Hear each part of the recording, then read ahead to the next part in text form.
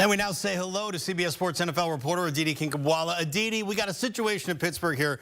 If we were anywhere else, it feels like Mike Tomlin would be on the hot seat at best, probably already gone in most places. But the Steelers, as we know, don't operate that way, never have. You have walked those halls as the Steelers reporter for the NFL Network. How would you describe Mike Tomlin's footing in Pittsburgh after another postseason one and done? Russ, you just called it 100% secure. There is complete job security for Mike Tomlin, but we're sort of missing the point when we sit here and we talk about Mike Tomlin potentially being fired or Mike Tomlin potentially being traded. It's not happening. The Rooney family is not going to eat the amount of money that's left on his contract. It's not their style. And let's be honest, Mike Tomlin is one of the premier elite coaches in the National Football League. That does not, however, mean that there aren't areas to potentially get a little bit better at. Look, Bill Walsh very famously said that any executive should have essentially a 10-year lifespan.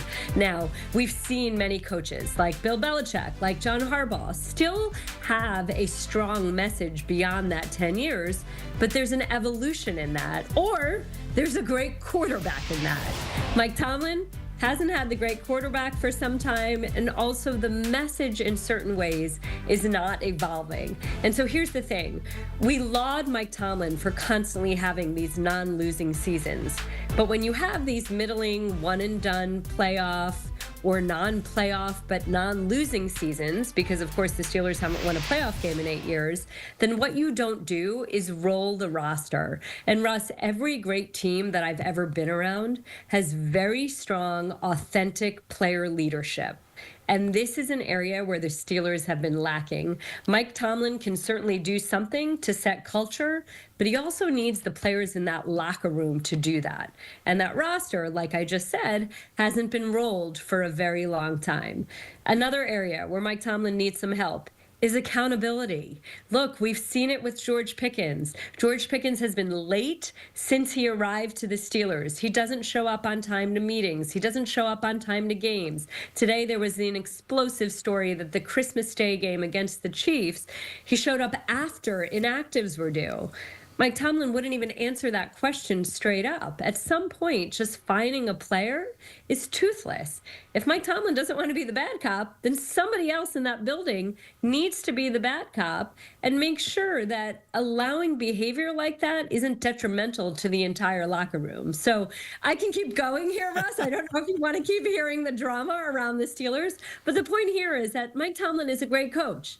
He just needs to get better at a few things. And it's the responsibility of the front office and ownership to help him with those few things. And the roster needs an injection of a little bit new energy. And oh yeah, a quarterback too. So there will be change in Pittsburgh. It just won't be at head coach. All right, let's talk about the Cowboys, because they're kind of a team that makes it really hard not to talk about them. That's Jerry's superpower, actually. Let's talk about the guy they just let go, Mike McCarthy. Set to interview with the Bears now. How would he fit in with what they need in Chicago? You know, this is so interesting, Russ, because look, Mike McCarthy did win a very, very long time ago in Green Bay with arguably one of the best quarterbacks of history. I was about to say of our generation, but really in history. And in Dallas, his teams have kind of underachieved. So now you sit here and you think about Chicago and who Chicago has generally been and who Chicago wants to be. And do they want a complete cultural reset? And do they want a coach who is going to spend the next 10, 15 years potentially with Caleb Williams? And is that really Mike McCarthy? So even though the Bears have asked to speak to Mike McCarthy, even though we expect the Saints to talk to Mike McCarthy, I'm not as sold on what I'm being told in talking to front office executives around the league that Mike McCarthy is a lock to necessarily be a head coach this coming fall. Interesting. 61 years of age, Mike McCarthy, Super Bowl champion. Couple of 12-win seasons with the Cowboys, and not a good one this year. Didn't have his quarterback then. Ravens-Bills, Sunday in Buffalo. Couple of teams that seem to be getting better as the season goes on, which is trouble for any team that plays them. The trouble now is that they're playing each other. What's behind the bump for the Bills offense and the Ravens defense heading into this titanic matchup? Trouble, Russ, right? Because shouldn't this be the AFC title game? Yes, Don't we feels that way. feel like this should be our championship game? Okay, so there's some untold stories here. Let's start with the Bills. The Bills made, it's funny because I just brought up George Pickens to you. The Bills made a very, very concerted decision to move on from Stephon Diggs and from Gabe Davis this offseason. And Brandon Beane, the Bills general manager, took a little heat for this. It was, hey, where's the wide receiver one for Josh Allen? Where's the star #1 target?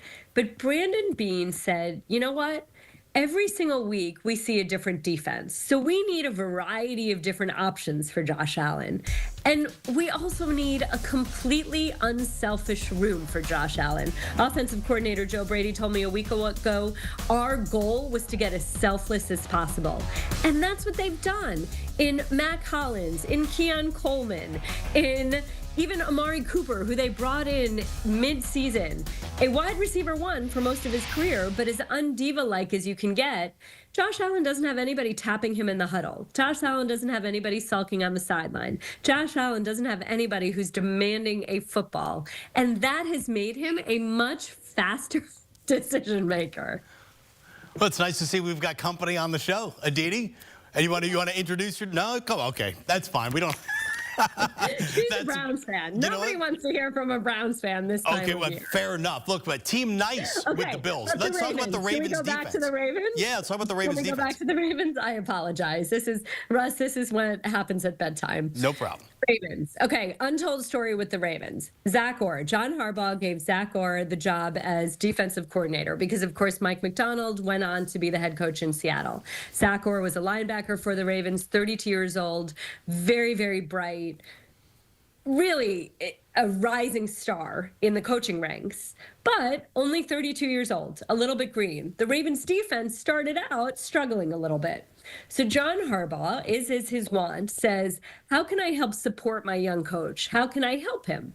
He calls Dean Pease. Dean Pease, of course, was with the Ravens for a long time. He retired. Mike Vrabel convinced him to come out of retirement and be the Titans defensive coordinator. He retired again. Then Arthur Smith convinced him to come out of retirement and join the Falcons as a defensive coordinator. Then he officially really retired until John Harbaugh called him this season and said, hey, can you come help us? And can you come help mentor Zach Orr?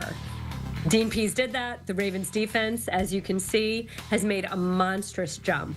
The hallmarks of a Dean Pease defense are that they don't give up big plays. They keep the top over any defense. That's what you've seen the Ravens do. And the bigger story here for me, Russ, is how John Harbaugh supported his young coach, how Zach Orr didn't have an ego such that he said, yes, I will take the help that I can take from someone who was his mentor when he himself was a player. And this is kind of one of those untold stories, but pay attention to it. This is what great teams do.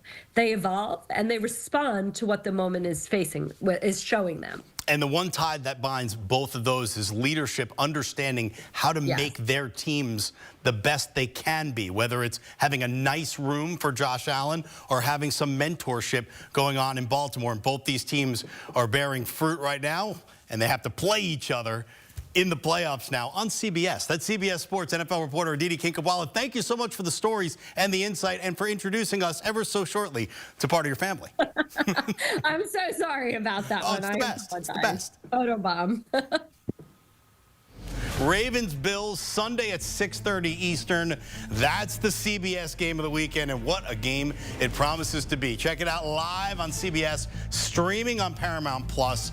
And you know, CBS Sports HQ, that's where you go when it's all done for post-game highlights, reaction, and analysis.